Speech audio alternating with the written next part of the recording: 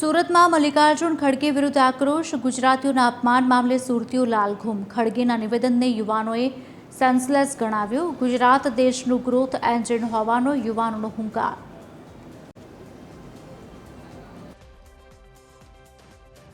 જે રીતના મલ્લિકા ખડગેજીએ ગુજરાતનું અપમાન કર્યું છે, આખા ગુજરાતનું અપમાન છે.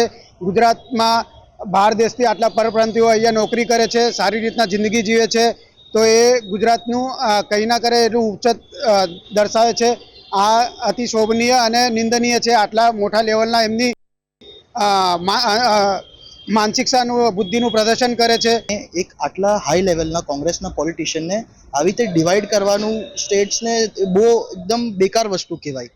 ઉલટું એ લોકોના ડેવલપમેન્ટ પર ધ્યાન આપવું જોઈએ. જ્યાં એ લોકોની સરકાર છે એના કરતાં આ ટાઈમપાસ કરે છે, આ રાજ્યને અલગ અલગ કરવાની વાત છે, લોકોને અંદર ભડકાવે છે. કોંગ્રેસના નેતાઓ હવે હું તમને કહું છું ને, બોખલાઈ ગયા છે એમની ઉંમરના કારણે. ગુજરાત અને કોઈ રાજ્ય વિશે બોલવું એ ખરેખર ખોટું જ છે. ભારત એક એકતાવાળો દેશ છે અને બધા જ રાજ્યોમાં બધા ભણેલા ગણેલા છે, પણ એમને આ નિવેદન ખરેખર બહુ ખોટું આપ્યું છે. અને ગુજરાત વિશે કહો છો, ગુજરાતમાં એમને કહો એકવાર આવીને જોઈ લો ગુજરાતનો વિકાસ. ડાયમંડ બુર્સ છે, તમને કહું ને ભારતના સૌથી મોટા ઉદ્યોગકારકો જ અમારા ગુજરાતના છે. મુકેશભાઈ અંબાણી સાહેબ, ગોવિંદ ઢોલકિયા સાહેબ, હિરાજે કિંગ, ઇન્ડિયા બુલ્સ. અમને જે ડાયમંડનું મોટી સિટી જો બની હોય ને તો અમારા સુરતની.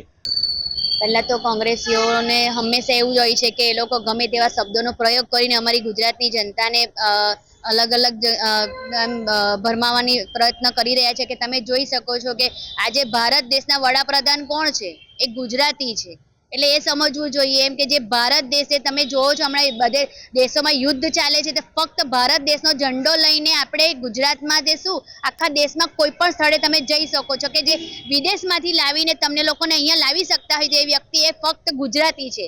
એ વ્યક્તિનો તમે પાવર જોઈ શકો છો. એક ફ્લેગ, આપણા ફ્લેગનો પાવર જોઈને એ વ્યક્તિ અહીંયા ગુજરાતીને લાવી શકતો હોય તે ગુજરાતી છે. તો મલ્લિકાજીને જોવું જોઈએ કે ગુજરાતી શું કરી શકે છે.